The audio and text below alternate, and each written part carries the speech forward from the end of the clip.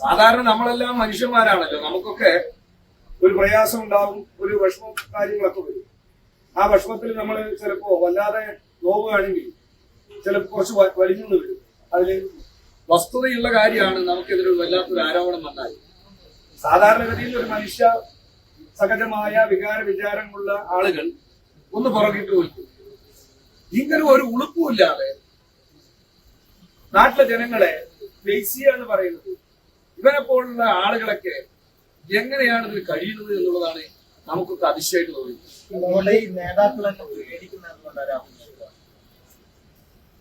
നേതാക്കൾ പേടിക്കുക എന്ന് പറഞ്ഞാൽ ഞങ്ങൾ പലവട്ടം പറഞ്ഞിട്ടില്ലേ, നേതാക്കൾ പേടിക്കുന്നത് വേറെ കൊണ്ടല്ല. ഓ ഇയാളുടെ ഒരു നേതാവ് ഹെഡ്മാഷായിട്ടുള്ള ആളാരാ, ഇയാളെ MLA ആക്കാൻ പത്തനംതിട്ടയിൽ നിന്ന് ക്ഷണിച്ചുകൊണ്ട് വന്ന ഷാഫി പറമ്പിലാണ് അല്ലേ.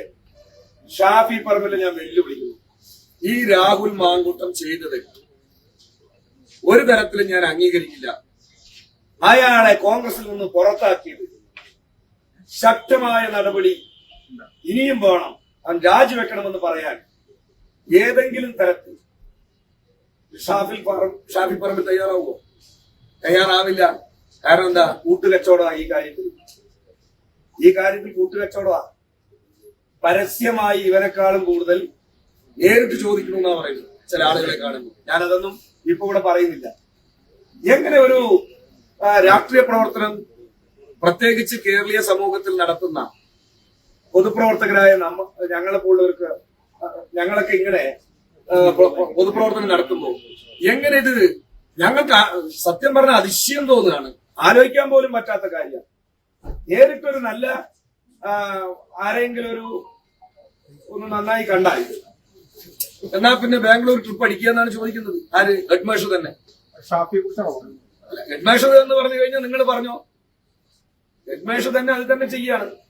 അപ്പൊ പിന്നെ രാഹുലിനെതിരെ എന്തെങ്കിലും ഉണ്ടോ?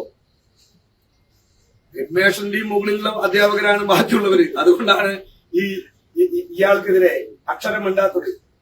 എനിക്ക് തോന്നുന്നത് സതീശൻ പുറത്താക്കി എന്ന് പറയുന്നത് ഒരു പ്രധാനപ്പെട്ട കാരണവും അതൊക്കെ പിന്നീട് നമ്മൾ വെളിപ്പെടുത്താം.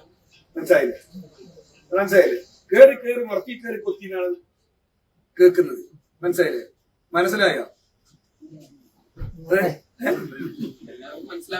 അല്ല, അതായത് നമുക്ക് നമ്മുടെ തടിയിൽ തന്നെ തട്ടും തോന്നി എന്ത് ചെയ്യും എന്നാ പിന്നെ.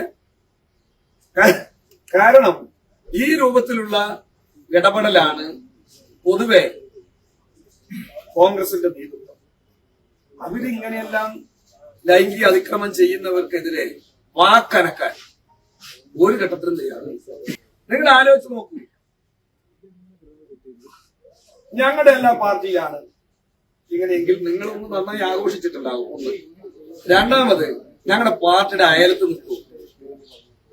ഞങ്ങളുടെ പാർട്ടിയുടെ ഒരു 7 അയലത്ത് നിർത്തും. അങ്ങനെയുള്ളവരെ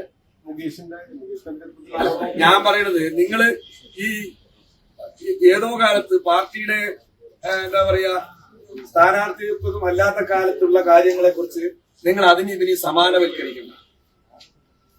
മുകേഷ് എന്ന് പറയുന്ന ഒരു പ്രത്യേക മേഖലയിലെ സിനിമാ മേഖലയിൽ നിന്ന് ആ രംഗത്ത് ഒരു സ്വതന്ത്ര സ്ഥാനാർത്ഥിയായി അല്ലെങ്കിൽ CPM സ്ഥാനാർത്ഥിയായി മത്സരിക്കുന്നു. എന്റെ അറിവ് ശരിയാണെങ്കിൽ അയാൾ പാർട്ടി മെമ്പറൊന്നുമല്ല. അയാൾ സിനിമാ ലോകത്ത് ഏതോ കാലത്ത് ഒരു കാര്യം നടന്നതിനെ നിങ്ങൾ ഇപ്പോ ഈ യൂത്ത് കോൺഗ്രസിന്റെ സംസ്ഥാന പ്രസിഡന്റ്, സജീവമായ കോൺഗ്രസിന്റെ നേതാവ്, ആ നേതാവിനെയും നിങ്ങൾ മുകേഷിനെ എങ്ങനെ ഈ സമാനവൽക്കരിക്കുന്നു? ശരിയാണോ? അത് നിങ്ങൾ തന്നെ ആലോചിക്കൂ. നിങ്ങളുടെ യുക്തിക്ക് അത് ശരിയാണെന്ന് തോന്നുന്നുണ്ടോ?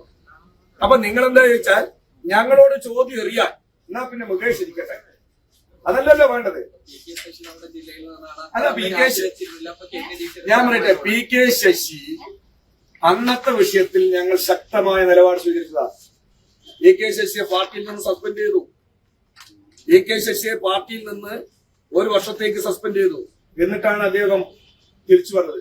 പിന്നീട് പാർട്ടിയിൽ അദ്ദേഹത്തിന്റെ ഇത്തരം കാര്യങ്ങളെല്ലാം മാറ്റി നിർത്തി പാർട്ടിയുടെ അച്ചടക്ക ബോധമുള്ള ഒരു പ്രവർത്തകനായി പ്രവർത്തിച്ചപ്പോ അദ്ദേഹത്തിന് തിരിച്ചു വരാൻ കഴിഞ്ഞു. ഇപ്പൊ അദ്ദേഹത്തിനുള്ള നടപടി അതിന്റെ പേരിലല്ല. അത് മനസ്സിലാക്കുക. നിങ്ങള് എല്ലാത്തിനെയും കൊണ്ട് ഈ രാഹുലിന്റെ വിഷയത്തിൽ ചേർത്തണ്ട. എല്ലാത്തിനെയും കൊണ്ട് രാഹുലിന്റെ വിഷയത്തിൽ ചേർത്തണ്ട.